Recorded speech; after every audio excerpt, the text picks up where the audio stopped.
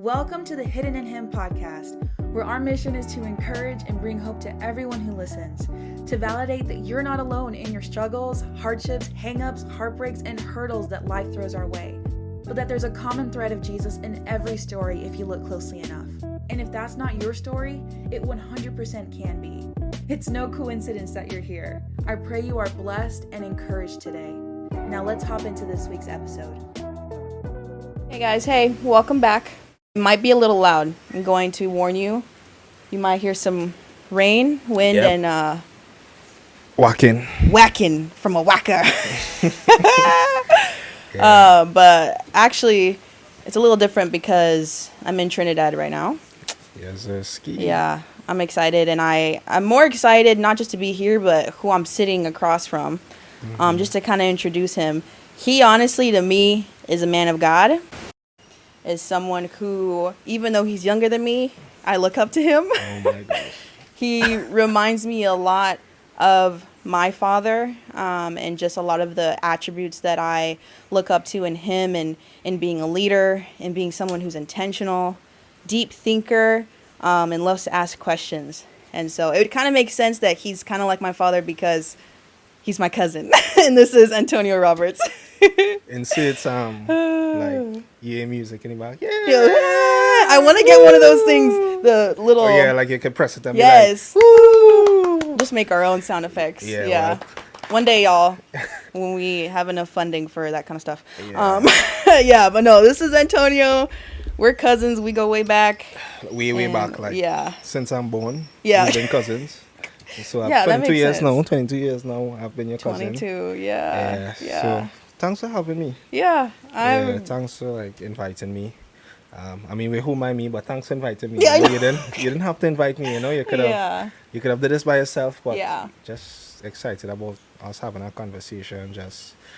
Because I feel like we've always kind of had that type of relationship, especially as of recent times. Like from the perspective of when we talk, I feel like it's always like at a particular level. Like it's not just like like something random. Like I feel like we always, not because we're always trying to have deep conversations. It just happens naturally for us. Yeah, I agree. Yeah. I agree. Whenever we come out of talking to each other, we just feel encouraged. Yeah. We feel excited about what's to come. Mm-hmm. We just have a lot of the same vision and like mindset and just how we think. Yeah. So that's always awesome for us to connect in that way. Yeah. So today, guys, I just thought it would be fun for us just to have a conversation. Literally, we're just letting the Spirit lead. Just letting the Spirit take reins. We're just here. We're just vessels. Yep. We're just going to talk about what's on our hearts and just kind of, I don't know, see where our mind's at. I want to hear Antonio's viewpoint on a lot of stuff. He wants to hear mine. Yep. And hopefully you guys can get a better understanding of some of the topics we talk about, so that you can feel more confident in your walk with Jesus. Because we're just young adults trying to figure it out. It's early. So still figuring it out. Consistently. Loading sign. Yeah. You know. So do you have anything, at the top of your head or on your heart that you've been learning lately about the Lord? A question that you have, topic you're passionate about, literally anything. Yeah. I mean, I've been thinking recently. I think like just to give context, like this season of my life just finished up university, or what you all call college, basically. And even just last year, I've just kind of been thinking just about like, I guess, how do I glorify God with me wanting to be a success in life, like wanting to do things, wanting to achieve things, but also not like store up treasures here on earth. Okay. You know, like the Matthew 6:33 that talks about seek first the kingdom. Yes, I love that passage. Yeah. I've just kind of been thinking about that. Like, I think that's something that it's still something I'm processing. Like the whole idea of, okay, seeking first the kingdom, living with a kingdom mindset, but also being ambitious. And I'm not saying that it's mutually exclusive. Yeah. But the question now is, where is the line, if there is a line, between, I guess, chasing worldly success, wanting to make money to survive, but also because I like nice things too, Yes. But also just not being too attached to the things of the world. Yeah. You know, like that is something that, like the rains are coming in. It might start pouring in a second. But hopefully they'll still hear us. Yeah, we're gonna do it, rain or shine, weed whacker and all. We're gonna keep going. We're just gonna keep going. Yeah, that's good. We'll get closer to the mic. Yeah. So I don't know if you follow my train of thought. Like, yes, that no, whole I idea do. of like I do. seeking first the kingdom, living with a kingdom mindset. Yeah. Just being intentional about serving the Lord, and also having a desire to be successful from the perspective of, you know, like to have a form of wealth, not necessarily be like unethically wealthy. Yes. You know, because I do believe that you could be a Christian and have money. Oh, 100%. Some people believe in the poverty gospel, but you know, so I don't know, like for you, like how do you reconcile that? Yeah. In your mind, like, do you like have a desire to, like, I guess, be successful in terms of like having money and stuff, like as a believer, but also feel that tension, as in I don't want to be worldly from the perspective of I don't want to be too attached to the things of the world. You know what I mean? Yes. Yeah. So I've just been kind of wrestling with that. Yeah. No, it's so interesting that you say that, because I wouldn't say I was on the other spectrum of it, but I was having the same essential question. And I feel like I've been asking that question for the last few years. Yeah. It was only recently that I feel like I've kind of gotten an answer to it. And for me, the question was more, how could I live, and this is with words I just kind of learned, how could I live a more simple and quiet life in this world with the burdens that I have, but yet the world is going a different way? And how do we be successful in some spaces and areas that are not, what would you say, traditional by means for Christians to walk in, and balancing all that out. So I totally understand where you're coming from, and that's something I'm still wrestling with. And kind of I want to use my brother as an example. Yeah. So my older brother, Stefan, he currently lives in Tanzania, Africa, and he's doing all things bougie and big. He's always been someone who's loved the finer things in life, the more like wealthy class, all of that. He even went to an amazing school in Switzerland that was just like top tier for hospitality and hotel business management. And now he's heading a restaurant out there with his business partner, and he's starting different things, hotel, whatever else. Yeah. And his heart is that even in that 1 percentile of the wealthy or whatever, they still need Jesus. Yeah. Right? Yeah. So how is someone going to go in there and speak the word of Jesus without not necessarily like looking like them, but understanding where they're coming from, understanding that space. And he's in that space now. Yeah. He's walking into rooms that others may not have been able to walk into in order to be the light of Jesus. Yeah. And so there's going to be a lot of people that might look at him and think, oh, he's just someone who wants the finer things. His heart is for just being rich and all this stuff. When it's like, no, he's like, I like this stuff. This is great. But no, I'm on mission. I have a mission. Yeah. And so I've been trying to figure out, what does that look like in my life? Right now, I'm trying to enter into the digital space and doing ministry through the digital world. Yeah. A lot of people don't understand that. Yeah.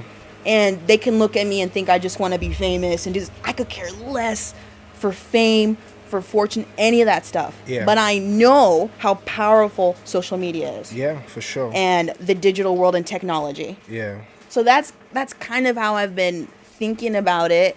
And yeah, I don't know, that's kind of been my perspective. What have you kind of gotten from it or I think I just want to build on something you said there. Before, like as you were talking about Stefan. Like, I was reading this book recently. We were talking about it, what to do with your life. Yes. Wait, there's a bug on your shirt. There's a bug on you. Okay, I'm going to kill it. Yeah, guys. Yeah, as I was saying, and he was just talking about, like, there are certain places that traditional missionaries will never reach. Wow. Right? Yeah. Like, yeah, expand on that. Yeah, like I think sometimes when we think about missionary work, right, we think of the persons who go to the unreached people groups in these far parts of Africa, Asia, or as the case may be, right? But we need people to be reached in the high class areas in Tokyo as well. And sometimes only business people could reach there. Only entrepreneurs. who come in with a business in Japan and say, okay, I'm going to start a tech company, and they are a believer, they would probably be 10 times more effective than a missionary who's in Bible school right now, Yep. training to go out somewhere there, Exactly. And it's like, I think it's just like whatever the Lord has called you to, is like he could kind of use that in a way, like, yeah, even as an entrepreneur or a very wealthy business person, like, he could use that literally to Yeah. advance his kingdom. Yeah, and that's where he's at, right? Yeah. He's using the space that he's directly in, which you've touched a lot, or we've talked a lot about Yeah, exactly. in the past. Yeah, so, yeah, I think even like my thoughts now, and your dad always speaks to me on it as well, it's just like not trying to create a dichotomy or a separation, or to saying that, okay, being ambitious does not mean being kingdom-minded, Wow, yeah. Like, that's good. Yeah, and that's something like he tells me that, and I feel like it's still downloading, Yeah, because it's difficult to live thinking that, okay, I want certain things for myself, not just for selfish gain, like not just because I want $1 million, like I don't have that desire just to have money, but naturally I am an ambitious person, so I would want to start a business. If I start a business, I wouldn't want the business to fail. Yeah. I want to do well, and of course it will make money and stuff like that, but and that within itself is God glorifying, Yeah, that's good. So I think is what I've been thinking about more so now, is not focusing probably on the, like, if I start a business, just focusing, well, I just want to be rich just so that I could do my own thing, but I want to do everything that I do as unto the Lord, which Yeah. would mean working with a good work ethic, Yeah. and if the business does well, praise God.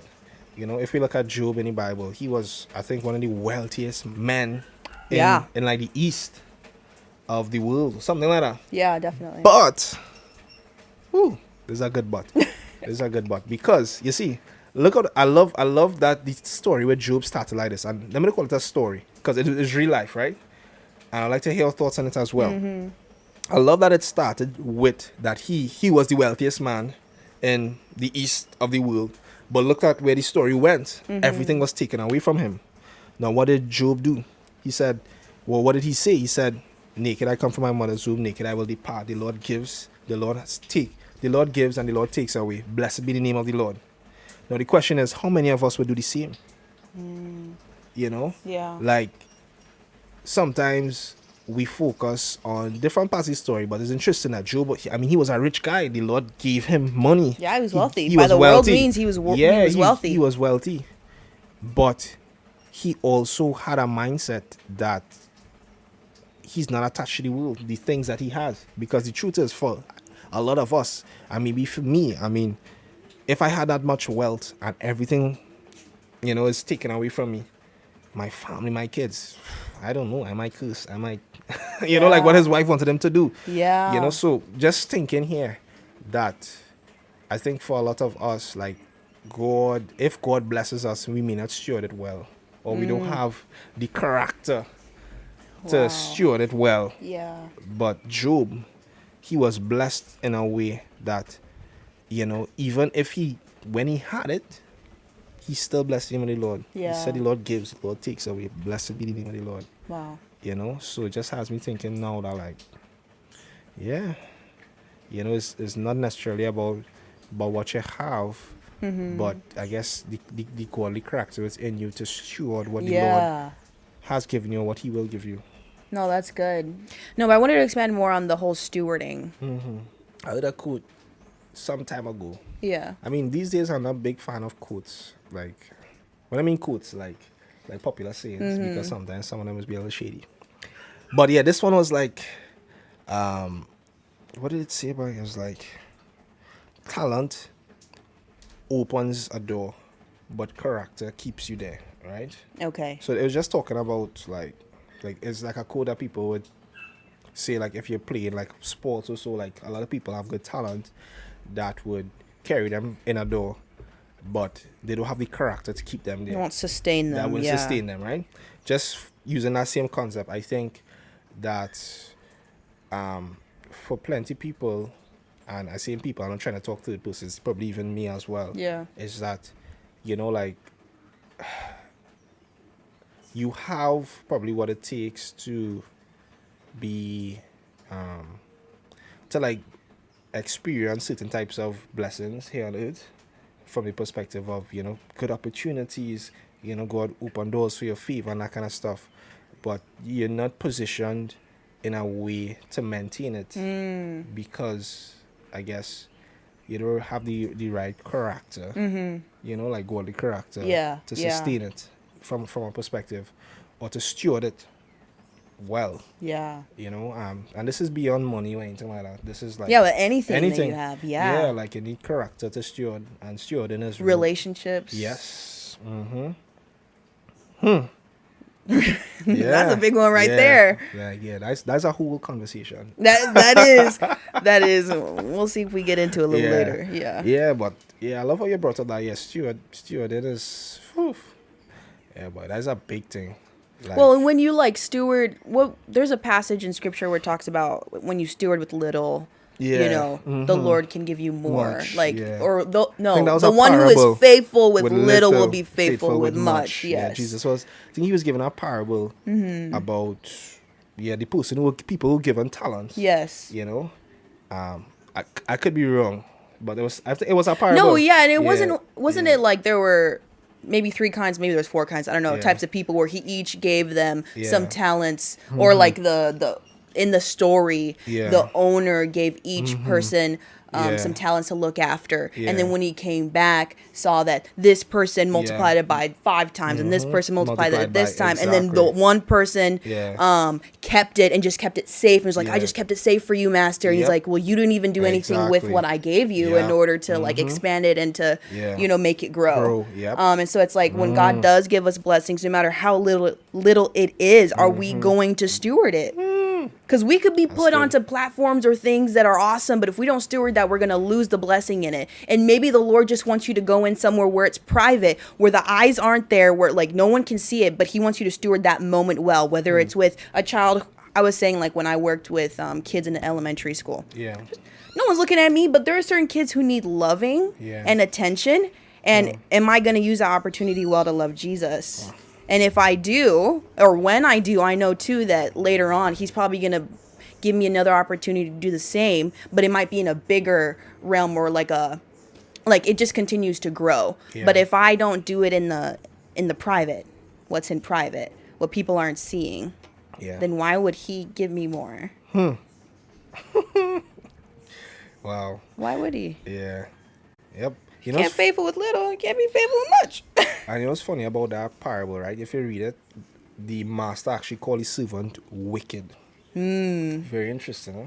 Like, because the guy didn't lose it, like he didn't lose it. Or he kept it safe. He kept it safe. Like no one took it. He didn't go and spend it on anything. Yeah, like but he came back and he's like, wow, like I can't remember the exact phrase, but he basically called him wicked. And he was surprised too that he was called that. Yep. And what has me thinking, like,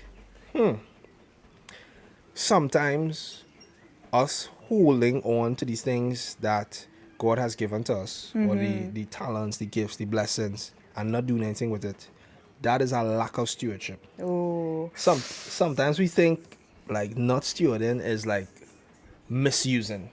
Yeah. If you get where I'm coming from. Yes, like, I know exactly what you're saying. Yeah, like sometimes we think like, okay, if God give you a talent to sing, if you're singing secular, then you're not stewarding. Yeah, exactly. But if you have a talent and you don't use it, and you just don't use it,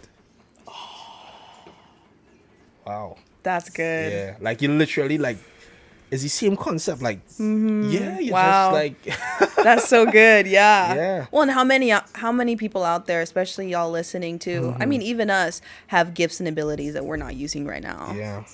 Yeah, because we're playing it safe. Yeah, because we're comfortable. Yeah, we just sitting down, just like going to church every Sunday, just like, well, somebody else will do it. Yeah, or God has placed like a burden on our heart for something, like for children or for, something different. I don't know, like ministry with games, like digital, like say you're into gaming and you're a believer, you just feel a burden to, I don't know, evangelize using that, whatever it may be, and we just sit on it, we just like play it safe, you know, because of usually fear. Wow. Yeah. But yeah, Ooh, that's a word for me. It's for somebody else too, but it's yeah, for me. same. Wow. Yeah, same. Wow, that's good. Yeah. I wanted to expand on that concept of fear and even fear of man. But I think we allow that fear to cause us to not trust God. Right? Yeah. And I wanted to talk about that later too, like what does even trust look like? Because that, Yeah. I feel like there's definitions upon definitions and people look at it different ways. And so it's like, what does that look like in our lives with the skills and abilities God has given us? And we have this fear and it's not us trusting. And what can we do in order to trust God so that that fear is gone? Because like that, I mean, what is it? 1 Timothy 3. Talks about what? Like the Lord didn't give us a spirit of fear, but of power, love, and a sound mind. Yeah. I mean, we're all scared to use what we have, but if we trusted the one who gave it to us, then we would really be able to multiply those skills and those talents. Yeah. And I think this comes back to just culture in general, the world's culture of being comfortable and playing it safe. It's easy to play it safe. You don't gotta do nothing. And taking that risk is where everyone gets scared, but that risk is where the trust comes in. And then if we trust, Yeah. then we're able to see everything that God has in store for us. Yeah. But it's taking that step. Right. So he said says Matthew chapter 25, right? I'm going to read verse 26 from the NIV. Actually, I want to read from verse 24 quickly. He says, Then a man who had received 1 bag of gold came. Master, he said, I knew that you are a hard man, harvesting where you have not sown and gathering where you have not scattered seed. So I was afraid and went out and hid your gold in the ground. See, here is what belongs to you. His master replied, You wicked, lazy servant. So you knew that I harvest where I have not sown and gather where I have not scattered seed. Well then, you should have put my money on deposit with bankers so that when I return, I would have received it back with interest. So take the bag of gold from him and give it to the one who has 10 bags. For whoever has will be given more, and they will have an abundance. Whoever does not have, even what they have will be taken from them. And throw that worthless servant outside into the darkness where there will be weeping and gnashing of teeth. Wow. So there was that fear there. Yeah, so I was afraid. Yeah, but it's like, I think sometimes like looking at these stories, like it's easy for us to like watch them and like, wait, but yeah, but you really do that? But it's like so many of us, like how many times I've done that? Yeah. You know, where like you know that there's something that you're kind of called to, or you feel a burden for it, you know, and you just sit on it, you know, literally like, I was afraid. I know it's interesting. I like how he said that. He said, I was afraid. Yeah. Like fear is very eye-based. You know, it's very selfish. When you think about fear, like that's something that I've thought about. That like, yeah, like when we're fearful about something, it's usually about how would we look, how would I sound, what would people think about me? You know, would I embarrass myself? How I just between you and yourself. Yes, you. How lonely that is. Exactly. And isolated that is. Exactly. When God says, like, this is not even about you. Yeah. Yeah. Like, firstly, like, this life thing is not really about you. Like, you know, I brought you here for my good work. Not to say, like, you have no meaning or purpose. Doesn't mean that. But it's like, he chose you. Yeah. You know, imagine, like, God literally, like, you being alive is literally a miracle. That's something I've thought about, like, the biology behind it. Like, I mean, I don't want to get into these specifics. I think it's like a whole set of spoons. Yeah. And you were like chosen one, you know. But like, yeah, like you being here is literally a miracle. You know, like God chose you here. Ephesians 2:10 says He prepared, you know, works in advance for you to do. That's one of my favorite verses. You know, yeah. And Psalm 139, He said He knit you together. Yeah. And then when I zoom, like imagine somebody knitting is like slow, intentional, like every detail. Seeing all that to say, like, Like we are here for purpose, like on purpose. For a reason. For a reason. Yeah. And yet we reach this point. Yep. And it's like, nah, no, not me. Yeah. I'm not chosen. Yeah. You know, nah. Somebody else, not Antonio. Mm-mm. Well, and see, and that's the thing too, like going back to the story with that doubt is like the master chose each of those people for a reason, like entrusted the talents for a reason. That's good. And then when he comes back and that one servant has nothing really to show for it, he takes the talents and gives it to those who are already doing what they were supposed to be doing with it. Yeah. And in a way, he was like, if he's his no, he's still with his no, God is still going to use someone else's yes, because his will is still going to happen. It won't be thwarted no matter what. Yeah. He wants you to do it. He has skills and abilities for you to do it. But if you say no, his plan ain't going to stop there. That's good. Mm-hmm. And it's like, we can stay in our fear. We can stay in our doubt and say no, but we miss out on life. And what was it that you were saying literally in there like a few minutes ago about living the Christian way with Jesus is literally the best way that we can in this life. So when we say no to it, we're literally taking ourselves out from the best. Fusion. The best. Yeah. And it's us taking us out, just ourselves. Nobody else. We're making decisions. Wow. Yeah. And I would like for us to talk about, like, because I feel like, you know, for probably some persons who might be listening, and even for me, you know, like how do we deal with our fear? You know, like fear is something that is real, something that is crippling, like where you feel like, you know, like for some people, they may experience it in more tangible ways, like you're going to perform somewhere the next day and you're feeling to call and cancel. Yeah. You're feeling to call and tell them, you know, like make up something. Last minute bail. Yeah, or for others, it's like you're just downplaying what God has given you. You're kind of like, you know, just underplaying it, or you're just ignoring the kind of burden on your heart or the voice in your head saying, hey, you know, Amy, like, it's time for you to, you know, start, whatever it might be start, but to join something, or as the case may be. But yeah, it's like, how do we deal with that? Yeah. Because I don't want us to just talk about it and people don't feel equipped or they feel like, you know, they could really overcome, I guess, the fear that is really holding them back from probably walking, you know, in the calling that, No, that's good. What comes to mind, and we've talked about this before, is that God's already given you everything you need to live a godly life. That's good, yeah. Period. And in that godly life includes what he's called you to do. Yeah. And what he wants you to do. And so you could be sitting there and be like, me, I can do. Yeah, you have what you need. You may not feel totally equipped, but when he calls you, he's going to equip you. And so it's like you have to, there's still that risk. There's still that step that you have to take out in faith, believing that that's true. Like you're either going to believe that that's true, you're going to believe the lie that you can't do it. Yeah. Oh, this is so good. My brother, he had this quote that he tells me every time, like when I call him. He's like, there's two types of people. Those who say, I can, and those who say, I can't. And they're both right. If you say you can't do it, you can't, because you're believing that you can't. But those who say you can because that is the truth. It's like, what are you gonna rest on? Yeah. And so for me, like, that's something I've had to do is I've had to take that step of faith, believing, trusting, putting my weight on that truth, and seeing God show up.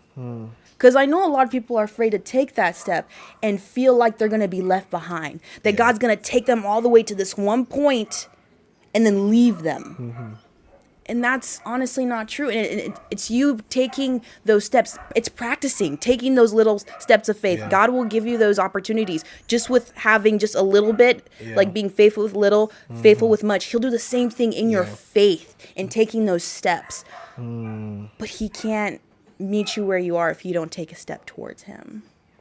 That whole idea of taking a step, I think something I've really struggled with is I don't like to take a step if I don't see the staircase. You know, like for me, like it's like, okay, so I'm gonna start doing this, but it's like, where is this gonna lead me?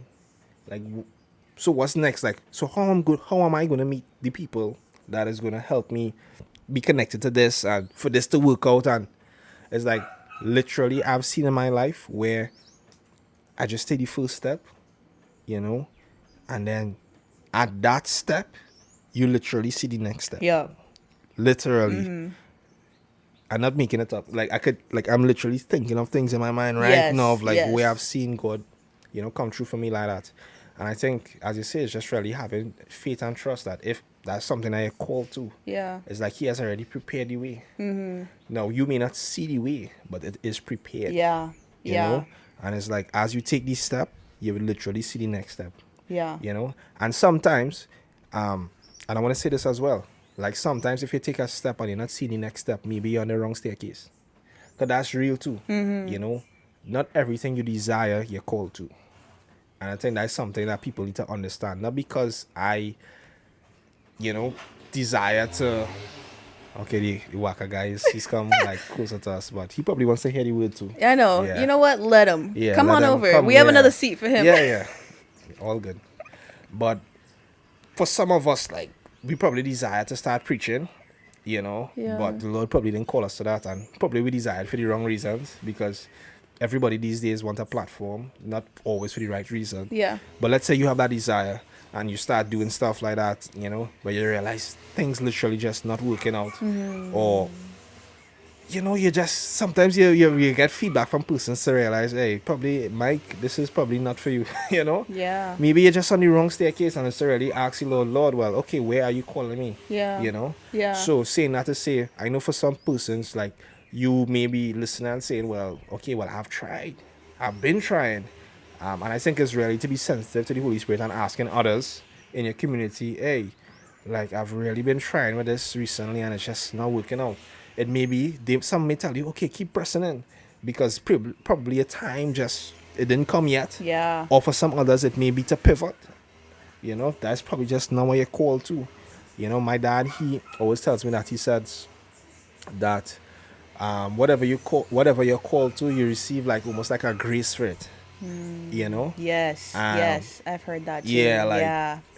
And maybe like if you're in something and you're realizing like you're probably frustrated out of your mind, it's probably a burden that you're carrying that wasn't meant for you to carry. You know what I mean? So that is probably something to consider as well. Just bringing that side of the conversation as well. That even as you step out in faith, it's just really asking the Lord, help me to step, to make the right step. And I really believe if you ask, he will give wisdom. Yeah. Scripture talks about that God, he freely gives wisdom to those who ask. If you trust the Lord, he will direct your path. He will order your steps. It may not look like what you want or how you envision it, because a lot of times our visions are contaminated. Yes. Sin has leaked in. Yeah, like our vision is contaminated by the desire. It's skewed. It's blurred. For things that, and this applies to relationships, by the way. I know we wouldn't go down that whole. Let me not go down that whole rabbit hole, but I just mentioned it by the way, that maybe something like somebody we envision, maybe I just know what the Lord call it too, but it's because our vision is contaminated by the media. But yeah, reeling it back in, landing the plane, that even as we take that step of faith, just really just understanding that it will come with challenges, and when those challenges come, it's really to be prayerful about it. Hey Lord, is this for me? And if you get a confirmation, keep leaning in. Keep walking, keep taking step by step. But if it's not, just trust that the Lord will redirect you. Thank you for listening to this week's episode. We hope you were encouraged. If you want to stay connected, make sure to follow Hidden in Him on Instagram, TikTok, and YouTube. For more resources, be sure to check out the show notes. We'll see you next week.